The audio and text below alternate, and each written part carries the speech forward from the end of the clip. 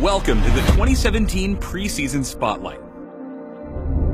Assassins aren't the only ones getting changes this preseason. This spotlight is about all the other changes hitting the Rift.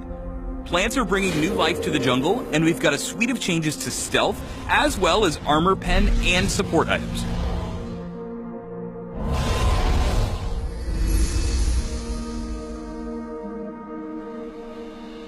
First up, we're introducing a series of interactive plants we're calling the Living Jungle. Each plant has a chance to spawn in a number of predetermined locations throughout the river and jungle, and destroying them gives you a unique effect. Blast cones only grow in the jungle's quadrants, knocking away any nearby units when destroyed. They're useful for creative getaways following a successful invade, or simply hopping over jungle walls. Scryer's bloom grows on the ramps between the jungle and the river, releasing pollen across the map away from the attacker when destroyed. This pollen reveals enemy units and wards, allowing you to clear vision and take control of the area. Lastly, honey fruit grows exclusively in the river, dropping a bushel of restorative fruit on the ground. Each fruit restores health and mana, but at the cost of a minor slow to the champion feasting. Taking a look at the rest of the jungle, we've decided to remove the bonuses from smiting monsters. These buffs did a lot of good, especially in the early game, but weren't holding up as interesting choices to make throughout the game. For the many junglers who relied on specific buffs to clear, we've made a tuning pass to the jungle's inhabitants, and added a heal to smite to help make ends meet in their absence. Finally, we've made some minor changes to the camps to accentuate their beautiful personalities. You'll find more baby raptors and krugs to fight, Gromps developed an attitude problem, and the little bufflings that used to live with red and blue have grown up and left the nest.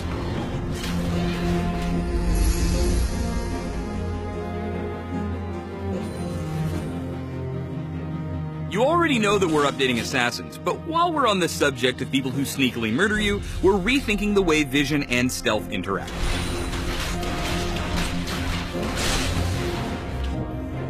Stealth can now be divided into two categories, invisibility and camouflage. Invisibility is the stealth you're used to.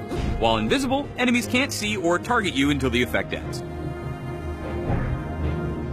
Camouflage is the alternative version of stealth. It makes you unseen to the naked eye and stealth wards unless you get too close to an enemy champion. Evelyn's passive, Shadow Walk, is a perfect example of camouflage. And now, a few other champions have the ability as well. Vision wards are being replaced with control wards. In addition to granting vision, control wards reveal and disable enemy wards and traps, helping you clear and control an area as long as you're willing to defend it. Control wards will reveal camouflage champions, but will not reveal invisible ones.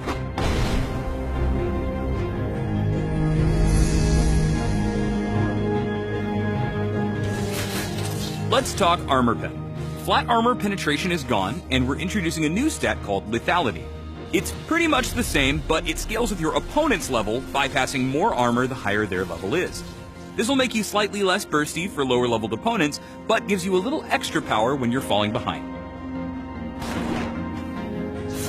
We're also busting out two new items for Assassins, Edge of Night and Poacher's Dirk. Edge of Night grants attack damage, lethality, out of combat movement speed, and magic resist, but you really want to buy it for its active, Veil. When activated, you'll briefly channel to gain a spell shield.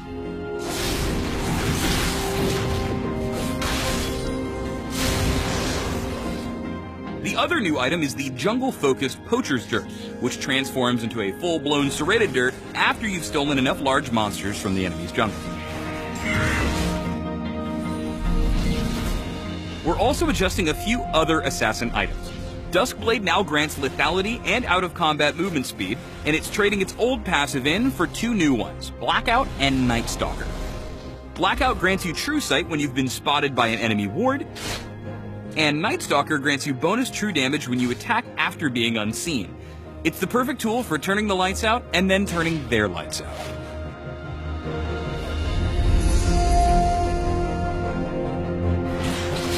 For supports, we've got a change to Aegis of the Legion, aimed at making it more of a situational item instead of the must-buy it is today.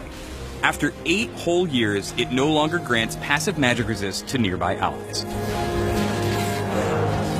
By nerfing Aegis, we've made room for 2 new support items, Knight's Vow and Redemption. Knight's Vow grants defensive stats and the ability to designate an allied champion as your partner. When near your partner, you'll gain armor and movement speed, redirecting a portion of their damage taken to yourself, and then healing for a portion of the damage they deal. Redemption passively boosts the power of your heals and shields. It also comes with an active effect that lets you target any area on the map. After a delay, it heals allies and damages enemies in that area. You can even cast it while dead. No, really, you can do that.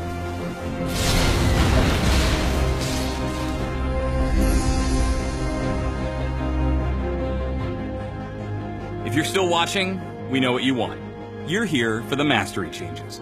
We saved the biggest change just for you. We're replacing Strength of the Ages with a new keystone, Courage of the Colossus. It grants you a shield when you inflict crowd control on an enemy. And that's it. That's the big mastery change. That's the one. Thanks for watching the 2017 preseason spotlight. There are some smaller changes we didn't cover here, so take a look at the full list if you're craving more details.